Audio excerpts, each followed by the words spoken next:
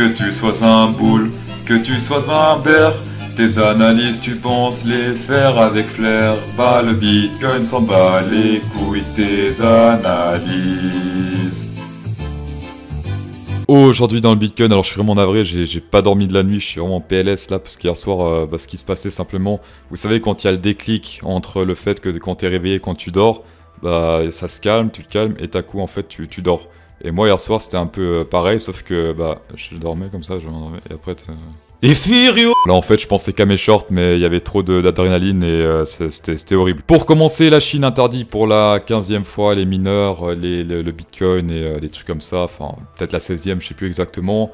Mais c'est bizarre, ça marche à chaque fois, donc à chaque fois qu'ils annoncent que c'est interdit, ça recrache. Je crois qu'ici il y avait la Chine qui avait interdit aussi dans cette zone là, ça crachait de ouf. Ils avaient aussi réinterdit, je pense, ici dans ces zones. Toujours quand il y a gros crash, en fait, ils interdisent. La question que tout le monde se pose, est-ce que ce sont les news qui font les graphes ou les graphes qui font les news? Bah, pour faire simple, le CRAB, ça fait déjà très longtemps qu'il est là, ça fait déjà très longtemps que la target est vers les 38 000. Et la news, elle date d'il y a 2-3 jours. Donc, pour moi, c'est ce qui est avant qui compte. Donc, c'est le CRAB qui fait la news. Comme ici, on avait Elon Musk qui disait que le Bitcoin, c'est de la merde. Bah, ici, qu'est-ce qui se passait? On avait divergence sur divergence bear. Et après, divergence encore ici sur ce petit M ici, une divergence supplémentaire, et Elon Musk a dit c'est de la merde.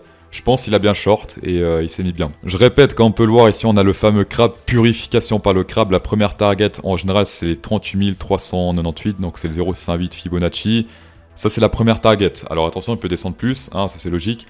Mais en tout cas, dans 80%, il atteint au moins cette target-là, qui est les 0,68 quoi. Comme vous pouvez le voir, on est toujours dans ce fameux range. Hier, on s'est fait rejeter par la neckline, même avant, il a même pu toucher la neckline, tellement il y a des points de faiblesse ici. Ici, il a touché la neckline, ici, il n'arrive plus à toucher, rejet, voilà. Divergence bull hier confirmée, mais comme j'ai dit, moi je rentre pas dans le Bitcoin tant qu'on n'a pas pété cette neckline ici. Ici, comme on peut le voir, boule verte sur une bougie rouge, c'est pas très bon signe. Sinon ici on reteste l'EMA 200, l'EMA 200 c'est un gros support. Alors quand je dis gros support, c'est que c'est vraiment une zone de rejet. Ici par exemple on l'a retesté, gros rejet, ici on l'a testé, gros rejet. Ici on commence à le tester beaucoup, donc ça aussi c'est pas très positif tout ça, voilà. Comme d'hab ici, rien ne l'empêche de remonter, de faire autant de range qu'il veut, d'accord. Mais théoriquement la target, c'est celle du CRAB. Voilà, petit détail en 12 heures comme on peut le voir ici. Une petite divergence bear en M ici, donc ça c'est pas très bull comme on peut le voir ici. Ça ressemble légèrement, je dis bien légèrement, à cette divergence qu'on a eu ici. Là ça monte, là ça descend. Ça fait... non, ça fait pas plus ou moins la même taille. Là c'est clairement plus petit. Mais voilà, ça reste une divergence bear confirmée actuellement. Bitcoin en 4 heures, on a pris un super trade hier, donc c'était sur cette bougie-là, divergence bear confirmée, boule rouge, tendance baissière, donc ici, jusqu'au bottom pour l'instant, il y a du 4% environ. Stop loss, c'est ici, c'est la bougie d'avant, donc c'est vers là, voilà, 2% de stop loss. Voilà. Pour les prises de profit, vu que ça descend en escalier, on fait l'extended fib, voilà, top, bottom, et on prend le top ici. Pile poil sur 0,382 ici, comme on peut le voir, donc première zone de prise de profit. Qu'est-ce qu'on a encore? Bah pour l'instant, est-ce qu'on longue? Non, d'accord, c'est une zone de prise de profit mais pas de longue parce que la tendance est toujours baissière. Donc là, ceux qui ont raté le short, bah vous avez raté le short, c'est tout, il faut assumer. Pour faire des longues ou des shorts, ça se passe sur Bybit jusqu'à 600 $ de coupon bonus après premier dépôt, plus encore 25 $, si vous déposez 500 ou plus en crypto, voilà, tapez dedans. On va passer sur ça suit un peu le Bitcoin, pour l'instant on n'a pas touché le fameux EMA 200, ça serait logique qu'on le touche vu qu'ici... c'est la prochaine target niveau Fibonacci, voilà, si on prend le top, le bottom. On n'a pas touché le 0,58, en général c'est assez précis le Fibonacci. Et l'EMA 200 est dans la zone rouge, donc entre le 6 ici c'est le 0,58. Donc là ce serait très logique qu'on aille toucher cette zone là. Après comme d'hab, il peut encore faire des petits ranges ici avant d'atteindre cette target, ou bien atteindre directement.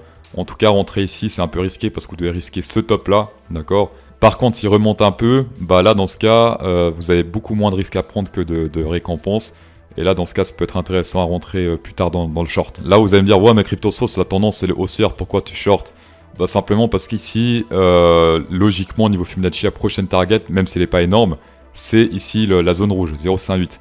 Et vu qu'on a percé ici les maçons, vu qu'on a percé le Fibonacci 5, et qu'on a retesté actuellement, ça sent plus le retest en quelque sorte que la remontée. Donc là, il y a beaucoup plus de chances selon moi qu'on aille toucher cette zone ici, qu'ici ça remonte et que ça se transforme en W confirmé et qu'on remonte. Wow boy, ici en 4 heures, on a la divergence bear aussi comme sur le Bitcoin, qui est apparu un peu en retard ici, comme on peut le voir sur cette bougie-là. C'est apparu très en retard, mais comme d'hier, Je préfère trader le Bitcoin vu que l'Ethereum va simplement suivre le Bitcoin s'il se crash, s'il se pète la gueule, voilà. Donc le Bitcoin c'est plus intéressant à prendre, même si ici je crois niveau profit, c'est plus ou moins la même chose. Si on regarde ici, ouais 4%, donc plus ou moins pareil, mais le risque était plus élevé. Le Bitcoin était plus intéressant, mais le Ethereum était beaucoup plus précis parce qu'ici il a vraiment pile poil frôlé le 0,5, zone de rejet. Merde, sinon comme d'hab ici short c'est trop tard. Alors oui il peut descendre jusqu'à ce bottom là, sauf que en shortant ici vous devez prendre le risque de stop là.